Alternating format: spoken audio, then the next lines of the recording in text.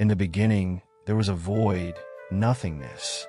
From this emptiness emerged a book that would lay the foundation of faith. A book that begins with a single, profound word, Genesis.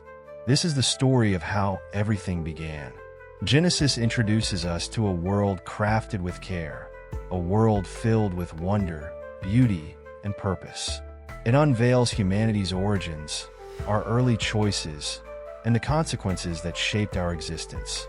Within its pages are tales of creation and destruction, of promises made and promises kept, of faith tested and relationships restored. It is a story of God's relationship with humanity, one marked by both grace and justice. As we journey through its chapters, we will encounter vivid characters, unforgettable events, and timeless lessons that resonate through the ages. This is the story of Genesis, and it begins with creation. In the very beginning, there was only darkness, a formless void. Then, with a single command, light was born. It split the darkness, revealing the first day of creation. God looked upon the light and called it good. On the second day, the heavens were stretched out, dividing the waters above from the waters below. The vast expanse of sky took shape, separating the chaos into order. The third day brought the emergence of dry land, rising up from the seas. God named the dry ground earth and the gathered waters seas. Then life began to sprout: plants, trees, and every kind of vegetation, each bearing seeds to continue their kind. The fourth day came with the creation of lights in the sky, the sun to rule the day, the moon to rule the night, and countless stars to adorn the heavens. These lights would mark days, seasons, and years, bringing a rhythm to the world. On the fifth day, the waters teemed with life. Great sea creatures swam in the oceans, and birds soared through the skies, filling the world with movement and sound. The sixth day saw the creation of animals on the land. Every kind of creature, from the smallest insect to the mightiest beast. But the crowning moment of creation came when God formed humanity. Made in His image, humans were given the responsibility to rule over the fish of the sea, the birds of the air, and all the creatures that move on the earth. They were blessed with the command to be fruitful and multiply, filling the earth and caring for it. On the seventh day, God rested. His work was complete, and the world was declared very good. The seventh day became holy, a day of rest to remember the perfection of creation. This was the beginning of all things, the foundation of the world and everything in it. After the creation of the world, God planted a garden in a place called Eden, a paradise filled with beauty and abundance. In this garden grew every kind of tree that was pleasing to the eye and good for food. At the center of the garden stood two special trees, the tree of life and the tree of the knowledge of good and evil. God placed the first man, Adam, in this garden. His task was to care for it, to tend to its plants and enjoy its fruits. But there was one command. Adam was forbidden to eat from the tree of the knowledge of good and evil. If he ate from it, he would surely die.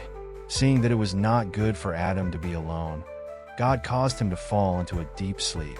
While he slept, God took one of Adam's ribs and formed the first woman, Eve, to be his companion. Together, they lived in harmony with the garden and with each other. For a time, all was perfect, but one day, a serpent, cunning and persuasive, came to Eve. It spoke to her, questioning the command about the forbidden tree. "Surely you will not die," the serpent said. It promised that eating the fruit would open their eyes, making them like God, knowing good and evil. Eve was tempted. She looked at the tree, saw that its fruit was beautiful, and desired the wisdom it promised. She took the fruit and ate it. Then she gave some to Adam, and he ate as well. In that moment, their eyes were opened. They realized their nakedness and felt shame for the first time.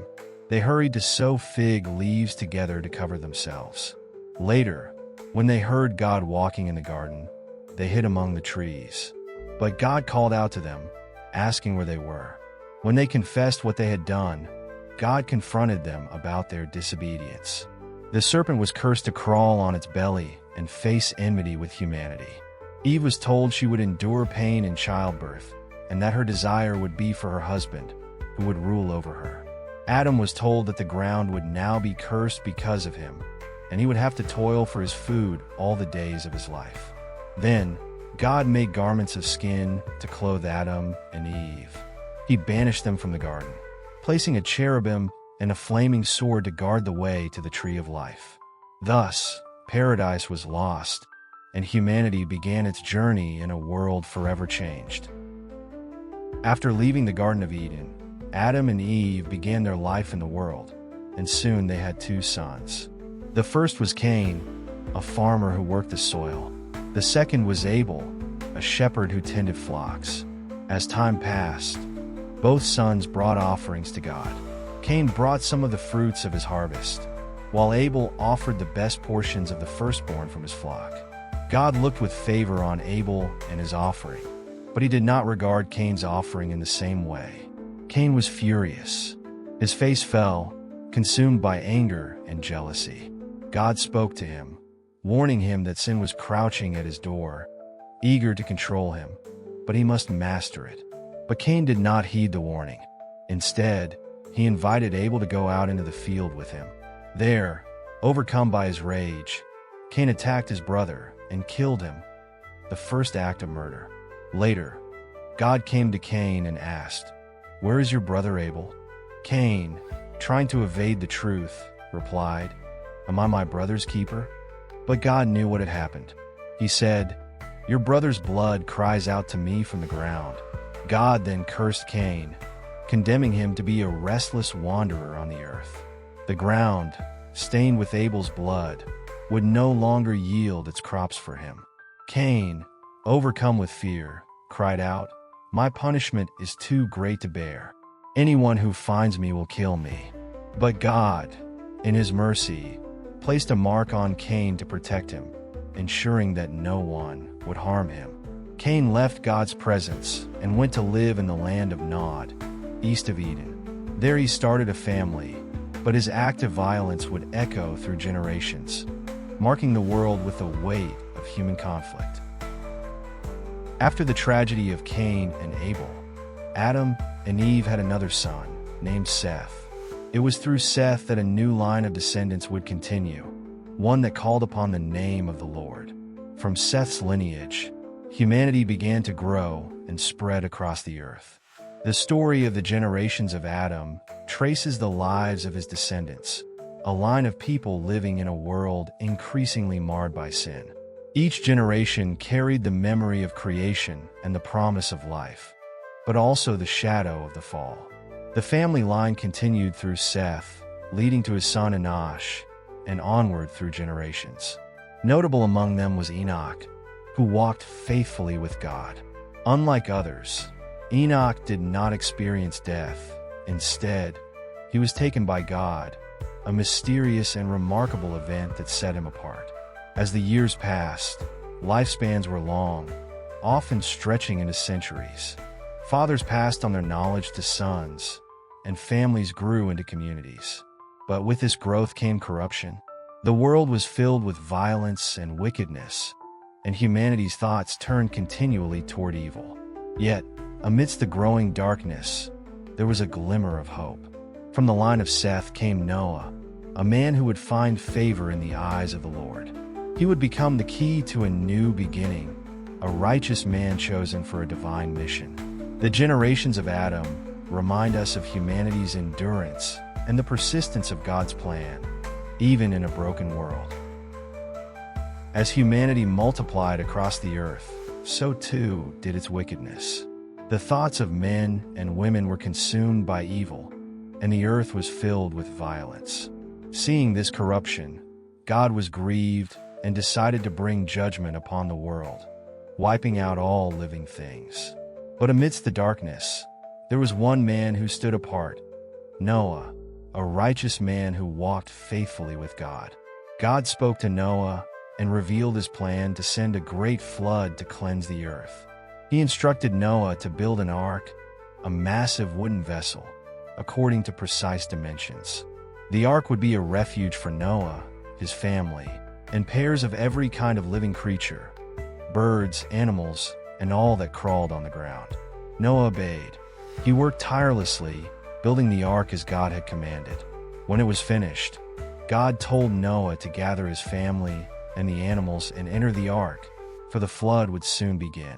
The rains came, pouring from the heavens, and the fountains of the deep burst forth.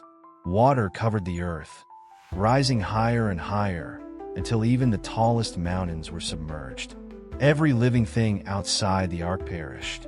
For 40 days and 40 nights, the rains continued, and the waters remained upon the earth for 150 days.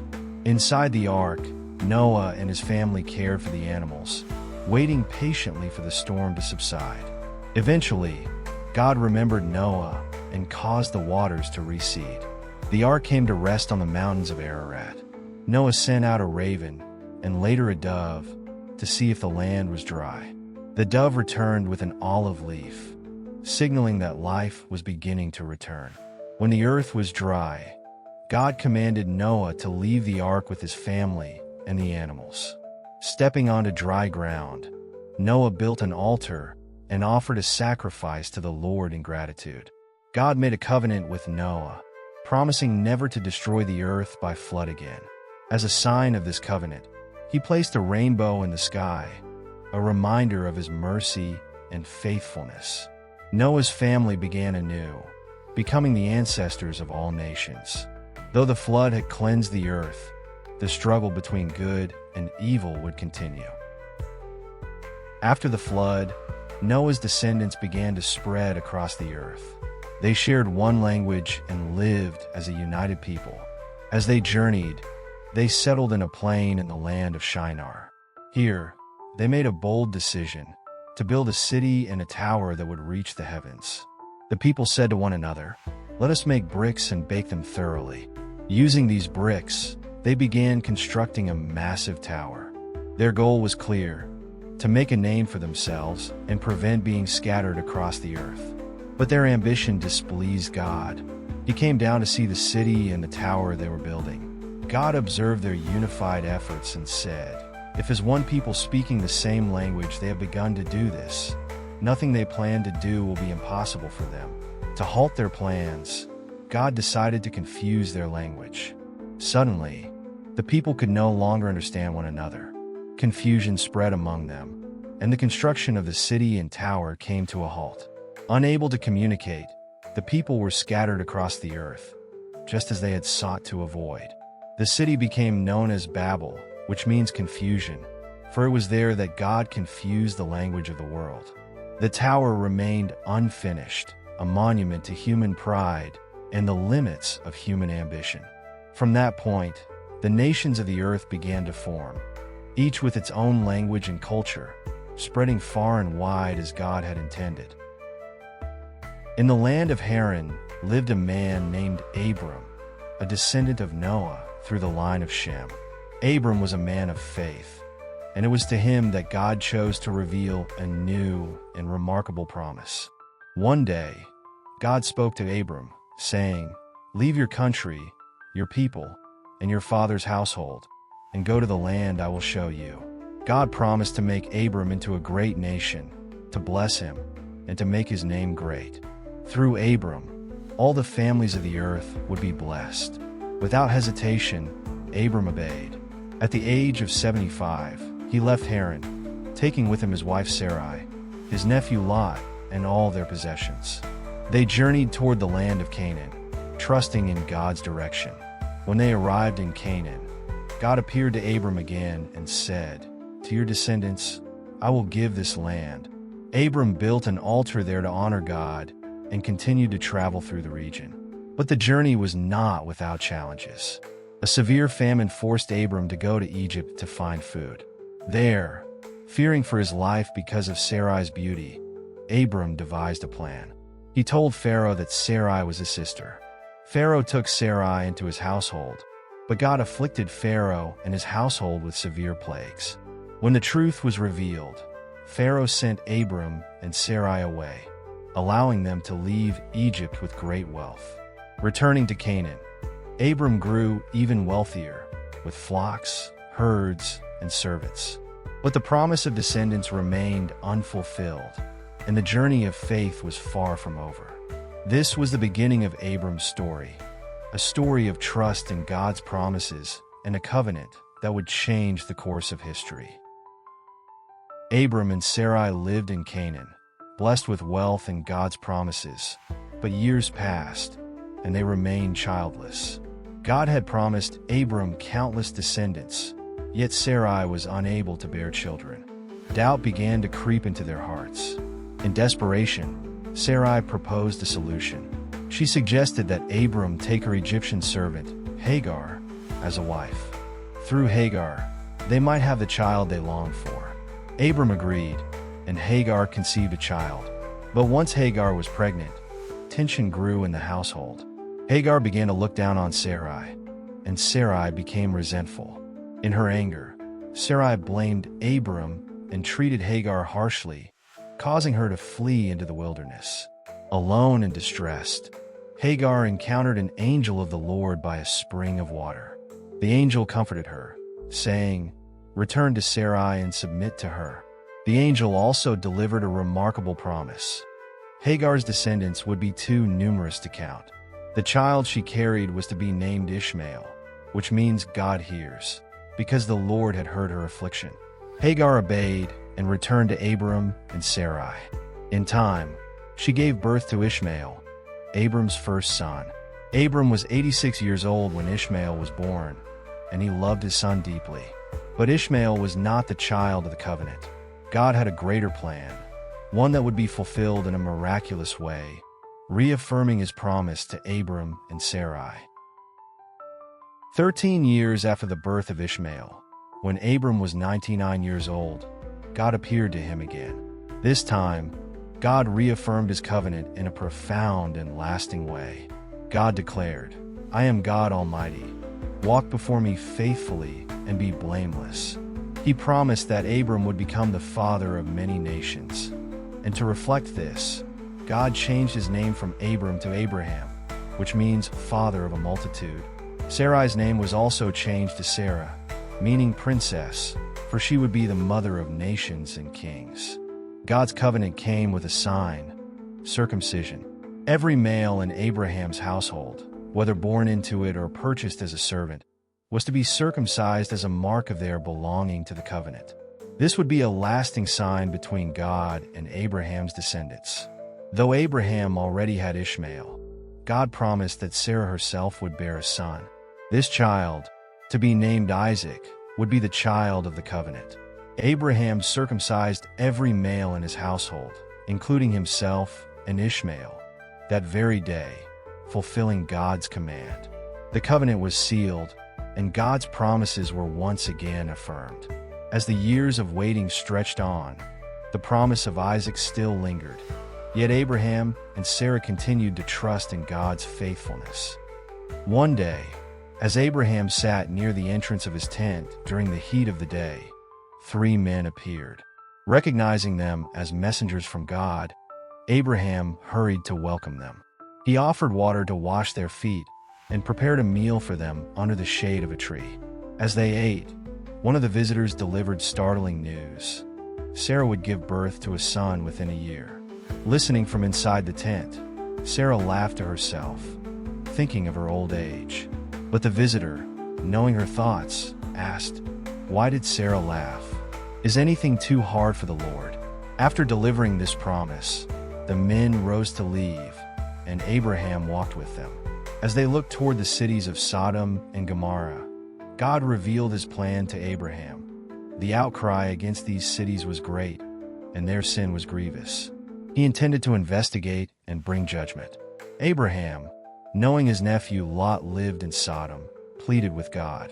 "Will you sweep away the righteous with the wicked?" he asked.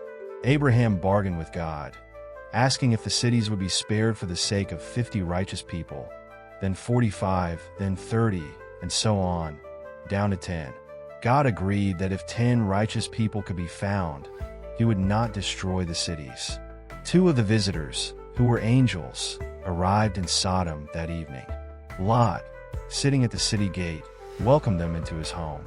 But the men of Sodom surrounded the house, demanding that Lot send out his guests so they could harm them. Lot refused and tried to protect the visitors, even offering his daughters in desperation. But the crowd grew more violent. The angels intervened, striking the men outside with blindness and warning Lot of the coming destruction. They urged him to gather his family and flee the city. Lot hesitated, but the angels took his hand, along with his wife and daughters, and led them out. As they fled, the angels warned them not to look back. Fire and sulfur rained down from the heavens, destroying Sodom, Gomorrah, and the surrounding region. But Lot's wife disobeyed the command. She looked back and was turned into a pillar of salt. Lot and his daughters sought refuge in the mountains, and the once thriving cities of Sodom and Gomorrah became a desolate wasteland, a sobering reminder of God's judgment. Some years after Isaac was born, God decided to test Abraham's faith. One day, God called to him, "Abraham," and Abraham answered, "Here I am." Then God gave him a command that must have shaken him to the core. "Take your son, your only son, Isaac, whom you love, and go to the region of Moriah. Sacrifice him there, as a burnt offering on a mountain I will show you." Though his heart must have been heavy, Abraham obeyed without question. Early the next morning, he saddled his donkey, took 2 servants and Isaac, and set out for the place God had told him about. For 3 days they traveled, and on the 3rd day, Abraham saw the mountain in the distance. Leaving the servants behind, Abraham took the wood for the offering and placed it on Isaac's shoulders. He carried the fire and the knife, and the 2 of them walked on together. Along the way, Isaac spoke up, "Father, the fire and the wood are here, but where is the lamb for the burnt offering?" Abraham replied, "God himself will provide the lamb for the burnt offering, my son." When they reached the place, Abraham built an altar and arranged the wood on it. He bound Isaac and laid him on the altar. Then, taking the knife, he reached out his hand to slay his son. But just as he was about to strike, an angel of the Lord called out from heaven, "Abraham, Abraham." Abraham stopped immediately and answered, "Here I am." The angel said, "Do not lay a hand on the boy. Do not do anything to him. Now I know that you fear God, because you have not withheld your son, your only son, from me." Looking up, Abraham saw a ram caught by its horns in a thicket. He took the ram and offered it as a sacrifice instead of his son. Abraham named that place, "The Lord will provide," and to this day it is said, "On the mountain of the Lord it will be provided." The angel of the Lord spoke to Abraham again, reaffirming God's promise. Because Abraham had obeyed, his descendants would be as numerous as the stars in the sky and the sand on the seashore. Through his offspring, all nations of the earth would be blessed. Abraham and Isaac returned to the servants and went home together, their faith deepened and their trust in God unshaken. As Abraham grew old, he became concerned about the future of his family and the fulfillment of God's promises. He wanted his son Isaac to marry, but not a woman from the land of Canaan. Instead, he desired a wife from his own people. Abraham called for his most trusted servant and gave him a solemn task. He instructed the servant to travel to his homeland and find a wife for Isaac from among Abraham's relatives. The servant swore an oath, and with camels and gifts, he set out on the journey. After many days, the servant arrived in the region of Nar. He stopped by a well outside the town at evening, the time when women came to draw water. He prayed to God, asking for a sign. "Let the young woman who offers to give me water and also to water my camels be the one you have chosen for Isaac." Before he had finished praying, a young woman named Rebekah came to the well. She was very beautiful, and she carried a jar on her shoulder. The servant approached her and asked for a drink. Rebekah quickly lowered her jar and gave him water. Then, without hesitation, she said, "I will draw water for your camels as well, until they have had enough to drink." The servant watched in amazement as she worked tirelessly to water the camels. When she had finished, he gave her a gold-nosed ring and bracelets and asked about her family. Rebekah revealed that she was the granddaughter of Nahor, Abraham's brother. The servant bowed down and worshipped God, thanking him for leading him to the right family. Rebekah ran home to tell her family about the visitor, and her brother Laban came out to welcome the servant. Invited into their home, the servant recounted his mission and how God had answered his prayer. Laban and Rebekah's father, Bethuel, recognized God's hand in the matter and agreed to the marriage. The next morning, the servant asked to take Rebekah back with him, but her family hesitated, wanting her to stay a while longer. They decided to let Rebekah choose, and she said, "I will go." Rebekah left her family and traveled with the servant back to Canaan. As they approached, Isaac was in the field, meditating. He looked up and saw the caravan coming. Rebekah also saw Isaac and asked who he was. When she learned it was her future husband, she covered herself with a veil. The servant told Isaac everything that had happened. Isaac took Rebekah into his mother Sarah's tent, and she became his wife. He loved her deeply, and she brought him comfort after the loss of his mother. This was the beginning of a new chapter for Isaac, as God's promise to Abraham continued through their union. Isaac and Rebekah had been married for many years, but like his parents, Isaac and Rebekah faced the challenge of childlessness. Isaac prayed earnestly to God, and in time, Rebekah conceived. However, her pregnancy was difficult, as the children within her struggled. She sought the Lord, and he revealed to her that 2 nations were in her womb. The older would serve the younger, and their struggle would continue beyond the womb. When the time came, Rebekah gave birth to twin boys. The first was red and covered with hair, so they named him Esau. The second was born grasping Esau's heel, and they named him Jacob. As they grew, their differences became clear. Esau became a skilled hunter, a man of the open fields, while Jacob was quiet and preferred staying near the tents. Isaac favored Esau because he loved the wild game Esau provided, but Rebekah favored Jacob. One day, Esau returned from the field famished. He found Jacob cooking a pot of stew and demanded some. Jacob, seizing the opportunity, said, "First, sell me your birthright." The birthright, which represented leadership of the family and a double portion of inheritance, was highly significant. Yet, Esau, driven by his hunger, dismissed its importance and agreed, trading his birthright for a bowl of stew. Later, when Isaac was old and his eyesight failing, he prepared to bless Esau, intending to give him the special blessing reserved for the firstborn. Isaac asked Esau to hunt game and prepare a meal for him before receiving the blessing. Rebekah overheard the conversation and devised a plan to secure the blessing for Jacob. She prepared a meal and dressed Jacob in Esau's clothes. She even covered his hands and neck with goat skins to mimic Esau's hairy skin. Jacob brought the meal to Isaac and, pretending to be Esau, asked for the blessing. Isaac was suspicious, but was ultimately convinced by Jacob's disguise. He blessed Jacob, declaring that he would rule over nations and his brothers, and that those who blessed him would be blessed, and those who cursed him would be cursed. Just as Jacob left his father's presence, Esau returned from the hunt. When Esau learned what had happened, he cried out in anguish and begged Isaac for a blessing. Isaac gave Esau a lesser blessing, foretelling a life of struggle. Furious, Esau vowed to kill Jacob once their father had passed. Rebekah, hearing this, urged Jacob to flee to her brother Laban's house in Haran until Esau's anger subsided. Jacob left his home, carrying the blessing of his father, but also the weight of his deception. His journey would lead to unexpected trials, as the conflict between the brothers continued to shape their lives. Fleeing from his brother Esau's wrath, Jacob set out on a long journey to his uncle Laban's house in Haran.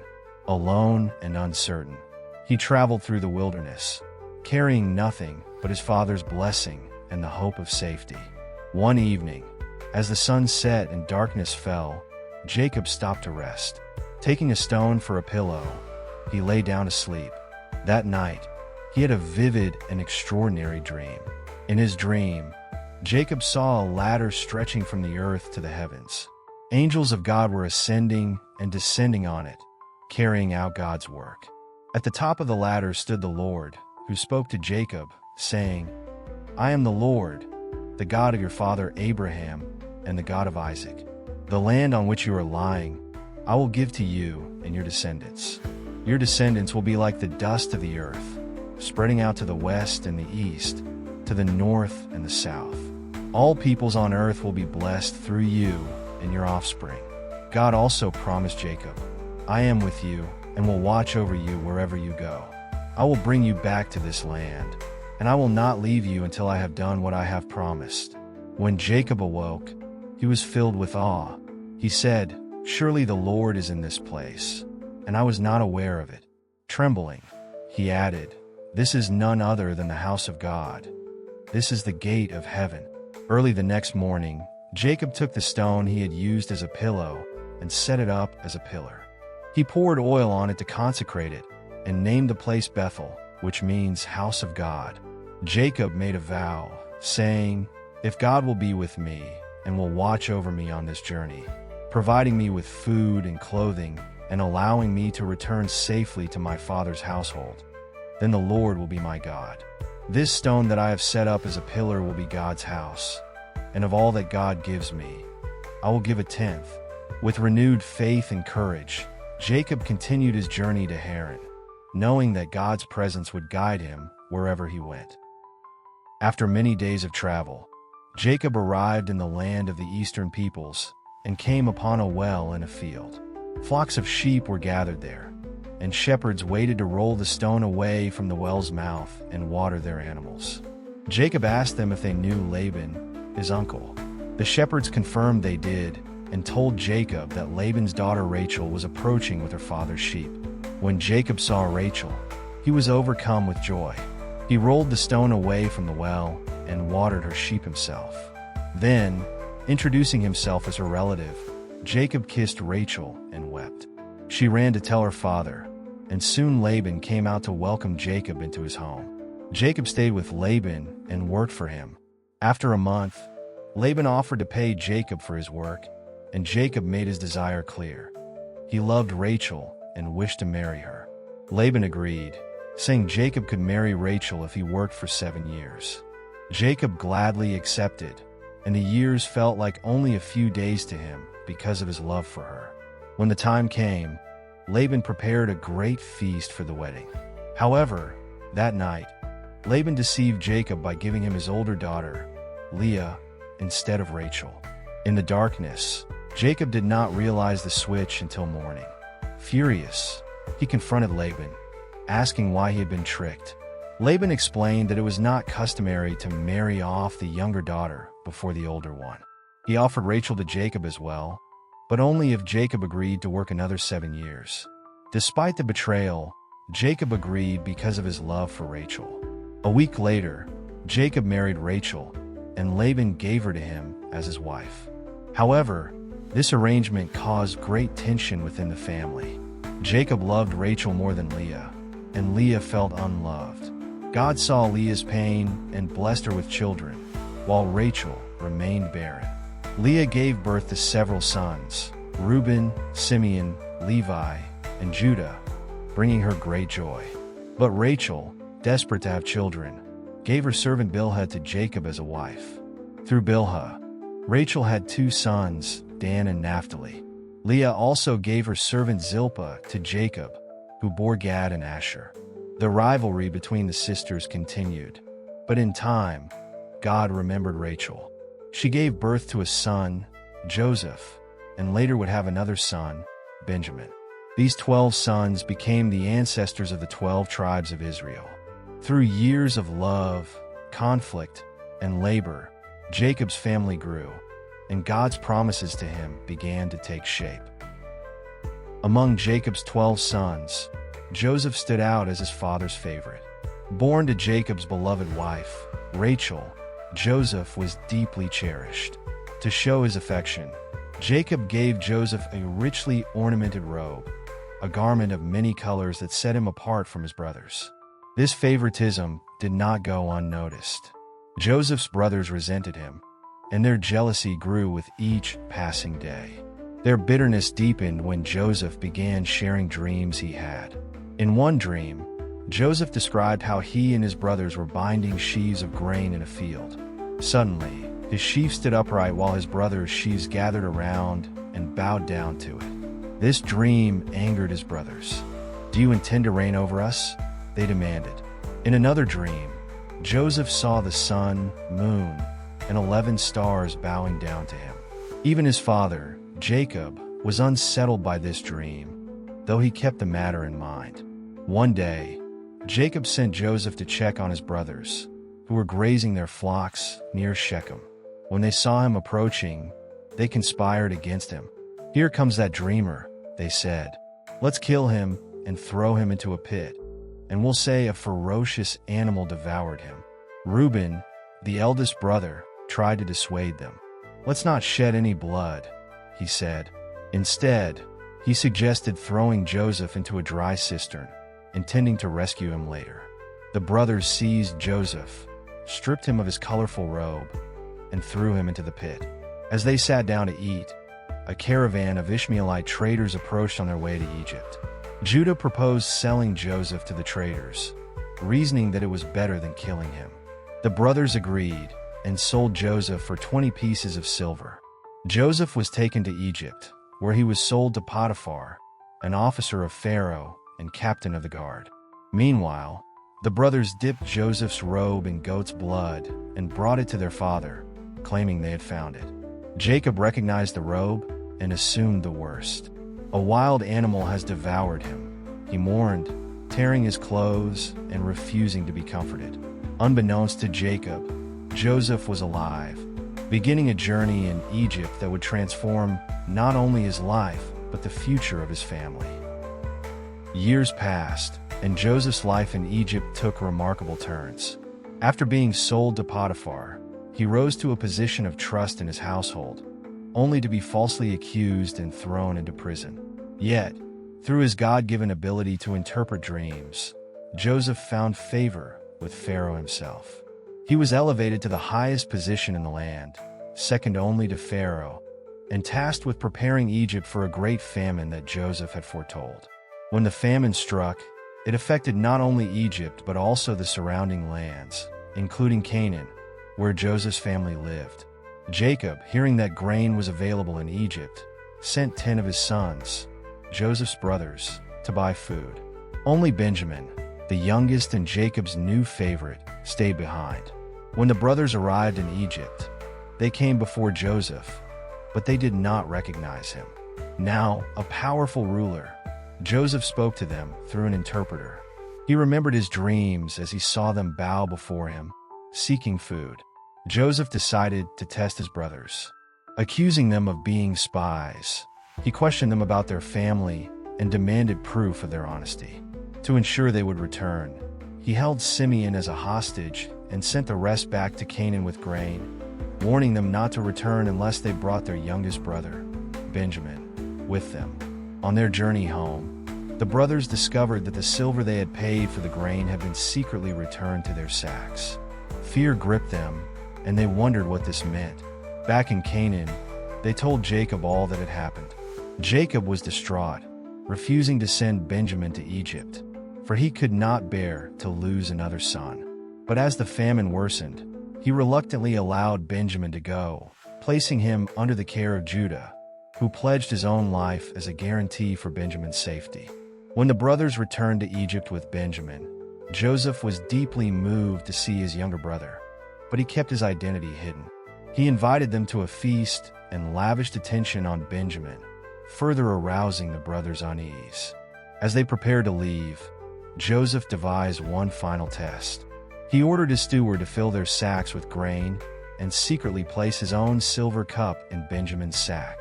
After they had departed, Joseph sent his men to overtake them, accusing them of theft. When the cup was discovered in Benjamin's sack, the brothers tore their clothes in despair and returned to Joseph's house. Judah stepped forward, pleading on Benjamin's behalf and offering himself as a substitute.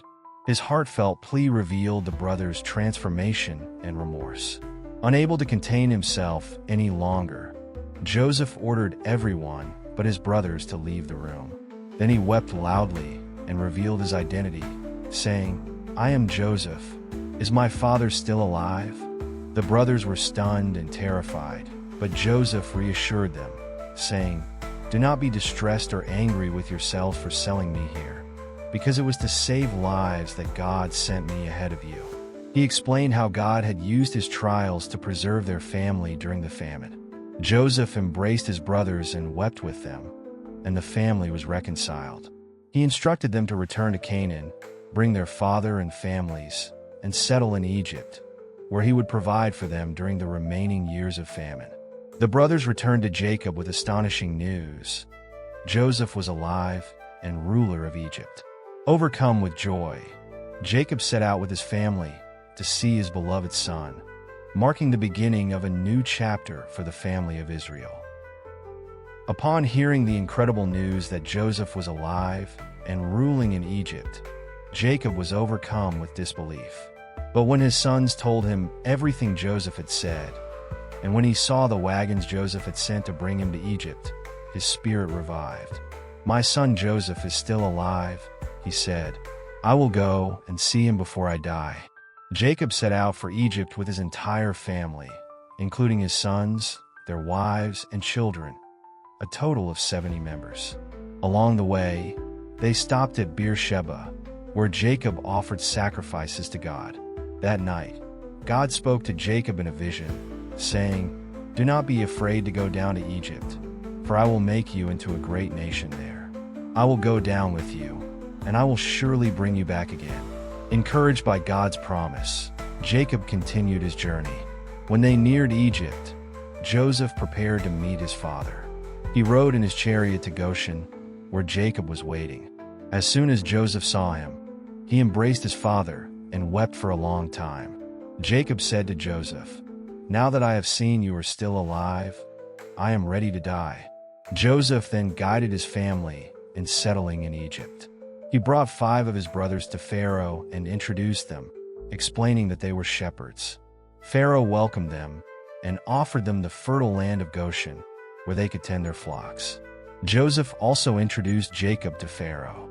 Though advanced in years, Jacob blessed Pharaoh and spoke of the hardships of his life. At Pharaoh's command, Joseph provided his family with everything they needed, ensuring their survival during the famine. The family of Israel thrived in Egypt, but Jacob's thoughts turned to his final days. Before his death, he called his sons together to bless them. Each son received a blessing or a prophecy about his descendants, reflecting the character and destiny of the 12 tribes of Israel. Jacob made Joseph swear to bury him in the land of Canaan, in the cave of Machpelah, where Abraham and Isaac were buried. After blessing his sons, Jacob drew his feet into the bed, breathed his last, and was gathered to his people. Joseph honored his father's wishes. He and his brothers, along with Egyptian officials, carried Jacob's body to Canaan and buried him in the family tomb. With Jacob's death, the family of Israel remained in Egypt, setting the stage for the events that would unfold in the generations to come.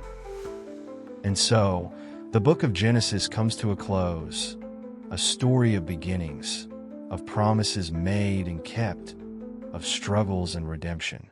It is the foundation upon which the rest of the biblical narrative is built. Through the lives of Abraham, Isaac, Jacob, and Joseph, we see humanity's flaws and God's unwavering faithfulness. These stories remind us of the enduring covenant that shaped a people and a promise that would ultimately change the world. But the story is far from over. In Egypt, the family of Jacob will grow into a mighty nation. Their cries for deliverance will rise, and a new figure will emerge, a leader who will confront Pharaoh, part the seas, and lead the people into the wilderness. For now, we leave Genesis behind, but the journey continues in the book of Exodus, where the God of Abraham, Isaac, and Jacob will reveal his power in ways the world will never forget.